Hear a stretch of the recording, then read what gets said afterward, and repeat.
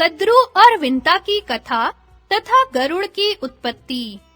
उग्र श्रवाजी कहते हैं, शौनक आदि ऋषियों अमृत मंथन की वह कथा जिसमें उच्च श्रवा घोड़े के उत्पन्न होने की बात भी है, आपको सुना दी। इसी उच्च श्रवा घोड़े को देखकर कद्रू ने विंता से कहा, बहन, जल्दी से बताओ तो यह घोड़ा किस रंग का है? विंता ने कहा, बहन, यह अश्वराज श्वेत वर्ण का है, तुम इसे किस रंग का समझती हो? कद्रू ने कहा, अवश्य ही इस घोड़े का रंग सफेद है, परंतु पूंछ काली है। आओ, हम दोनों इस विषय में बाजी लगावें। यदि तुम्हारी बात ठीक हो तो मैं तुम्हारी दासी रहूं, और मेरी बात ठीक हो तो तुम मेरी दासी रहना। इस प्रकार दोनों बहनें आपस में बाजी लगाकर और दूसरे दिन घोड़ा देखने का निश्चय करके घर चली गईं। कद्रू ने विंता को धोखा देने के विचार से अपने 1000 पुत्रों को यह आज्ञा दी कि पुत्रों, तुम लोग शीघ्र ही काले बाल बनकर उच्च श्रवा की पूंछ ढक लो, जिससे मुझे दासी न बनना पड़े। जिन सर्पों ने उसकी आज्ञा न मानी, उन्हें उसने शाप दिया कि जाओ, तुम लोगों को अग्नि जन्मेजय के सर्प यज्ञ में जलाकर भस्म कर देगा। यह देव संयोग की बात है कि कद्रू ने अपने पुत्रों को ही ऐसा शाप दे दिया। यह बात सुनकर ब्रह्मा जी और समस्त देवताओं ने उसका अनुमोदन किया। उन दिनों पराक्रमी और विषैले सर्प बहुत प्रबल हो गए थे। वे दूसरों को बड़ी पीड़ा पहुंचाते थे। प्रजा के हित की दृष्टि से यह उचित ही हुआ। जो लोग दूसरे जीवों का अहित करते हैं, उन्हें विधाता की ओर से ऐसा ही प्राणांत दंड मिल जाता है।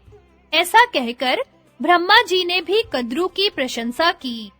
कद्रू और विंता ने आपस में दासी बनने की बाजी लगाकर बड़े रोष और आवेश में वह रात बिताई। दूसरे दिन प्रातः काल होते ही निकट से घोड़े को देखने के लिए दोनों चल पड़ी। सर्पों ने परस्पर विचार करके यह निश्चय किया कि हमें माता की आज्ञा का पालन करना चाहिए। यदि उसका मनोरथ पूरा न होगा तो वह प्रेम भाव छोड़कर रोष पूर्वक हमें जला देगी। यदि इच्छा पूरी हो जाएगी तो प्रसन्न होकर हमें अपने शाप से मुक्त कर देगी। इसलिए चलो, हम लोग घोड़े की पूंछ काली कर दें। ऐसा निश्चय करके वे उच्च श्रवा की पूंछ से बाल बनकर लिपट गए, जिससे वह काली जान पड़ने लगी। इधर कद्रू और विंता बाजी लगाकर आकाश मार्ग से समुद्र को देखते-देखते दूसरे पार जाने लगी। दोनों ही घोड़े के पास पहुंचकर नीचे उतर पड़ी। उन्होंने देखा कि घोड़े का सारा शरीर तो चंद्रमा की किरणों के समान उज्जवल है, परंतु पूंछ काली है। यह देखकर विंता उदास हो गई। कद्रू ने उसे अपनी दासी बना लिया। समय पूरा होने पर महातेजस्वी गरुड़ माता की सहायता के बिना ही अंडा फोड़कर उससे बाहर निकल आए। उनके तेज से दिशाएं प्रकाशित हो गईं। उनकी शक्ति, गति, दीप्ति और वृद्धि विलक्षण थी। नेत्र बिजली के समान पीले और शरीर अग्नि के समान तेजस्वी। वे जन्मते ही आकाश में बहुत ऊपर उड़ गए। उस समय वे ऐसे जान पड़ते थे मानो दूसरा बड़ वानल ही हो। देवताओं ने समझा अग्निदेव ही इस रूप में बढ़ रहे हैं। उन्होंने विश्व रूप अग्नि की शरण में जाकर प्रणाम पूर्वक कहा, अग्निदेव, आप अपना शरीर मत बढ़ाइए। क्या आप हमें भस्म कर डालना चाहते हैं? देखिए, आपकी यह तेजोमयी मूर्ति हमारी ओर बढ़ती आ रही है।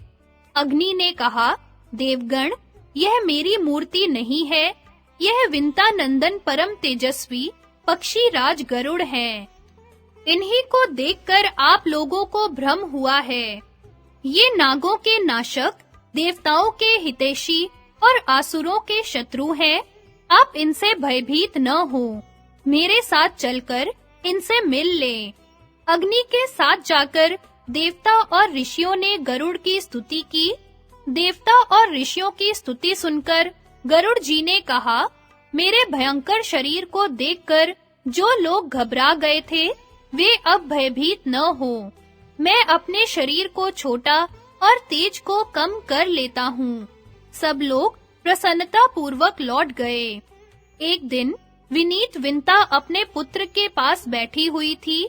कद्रू ने उसे बुलाकर कहा, मुझे समुद्र के भीतर नागों का एक दर्शनीय स्थान देखना है, वहां तू मुझे ले चल।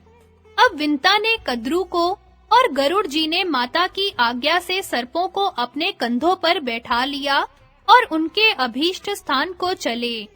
गरुड़ जी बहुत ऊपर सूर्य के निकट से चल रहे थे। तीक्ष्ण गर्मी के कारण सर्प बेहोश हो गए। कद्रू ने इंद्र की प्रार्थना करके सारे आकाश को मेघ मंडल से आच्छादित करा दिया। वर्षा हुई, सब सर्प सुखी हो गए। उन्होंने अभीष्ट स्थान पर पहुंचकर लवण सागर, मनोहर वन आदि देखा, यथेच विहार किया और खूब खेल कूदकर गरुड़ से कहा, तुमने तो आकाश में उड़ते समय बहुत से सुंदर-सुंदर द्वीप देखे होंगे। अब हमें किसी और द्वीप में ले चलो। गरुड़ कुछ चिंता में पड़ गए। उन्होंने सोच विचार कर अपनी माता से पूछा कि माँ, मुझे सर्पों की आज्ञा का पालन क्यों करना चाहिए? विंता ने कहा, बेटा, इन सर्पों के छल से मैं बाजी हार गई और दुर्भाग्यवश अपनी सौत कद्रू की दासी हो गई। अपनी माता के दुख से गरुड़ भी बड़े दुखी हुए। उन्होंने सर्पों से कहा, सर्पगण, ठीक-ठीक बताओ, मैं तुम्हें कौन सी वस्तु ला दूं? किस बात का पता लगा दूं? अथवा तुम लोगों का कौन सा उपकार कर दूं, जिससे मैं और मेरी माता दासत्व से मुक्त हो जाएं? सर्पों ने कहा, गरुड़, यदि तुम अपने पराक्रम से हमारे लिए अमृत ला दो, तो हम तुम्हें और तुम्हारी माता को दासत्व से मुक्त कर देंगे। अमृत के लिए गरुड़ की यात्रा और गज कच्छप का वृत्तांत। उग्र श्रवा जी कहते हैं, शौनक आदि ऋषियों, सर्पों की बात सुनकर गरुड़ ने अपनी माता विंता से कहा, माता, मैं अमृत के लिए जा रहा हूँ। उसके पहले मैं यह जानना चाहता हूँ कि वहाँ खाऊंगा क्या? विंता ने कहा, बेटा, समुद्र में निषादों की एक बस्ती है, उन्हें खाकर तुम अमृत ले आओ। एक बात का स्मरण रखना, ब्राह्मण का वध कभी न करना, वे सबके लिए अवध्य है। गरुड़ जी माता की आज्ञा के अनुसार उस द्वीप के निषादों को खाकर आगे बढ़े। गलती से एक ब्राह्मण उनके मुंह में आ गया, जिससे उनका तालू जलने लगा। उसे छोड़कर वे कश्यप जी के पास गए। कश्यप जी ने पूछा, बेटा, तुम लोग सकुशल तो हो? आवश्यकता अनुसार भोजन तो मिल जाता है ना? गरुड़ जी ने कहा, मेरी माता सकुशल है, हम भी सानंद हैं। यथेच भोजन न मिलने से कुछ दुख रहता है। मैं अपनी माता को दासीपन से छुड़ाने के लिए सर्पों के कहने पर अमृत लाने के लिए जा रहा हूँ। माता ने मुझे निषादों का भोजन करने के लिए कहा था, परंतु उससे मेरा पेट नहीं भरा। अब आप कोई ऐसी खाने की वस्तु बताइए जिसे खाकर मैं अमृत ला सकूं। कश्यप जी ने कहा, बेटा, यहाँ से थोड़ी दूर पर एक विश्व विख्यात सरोवर है। उसमें एक हाथी और एक कछुआ रहता है। वे दोनों पूर्व जन्म के भाई, परंतु एक दूसरे के शत्रु हैं। वे अब भी एक दूसरे से उलझे रहते हैं। उनके पूर्व जन्म की कथा सुनो।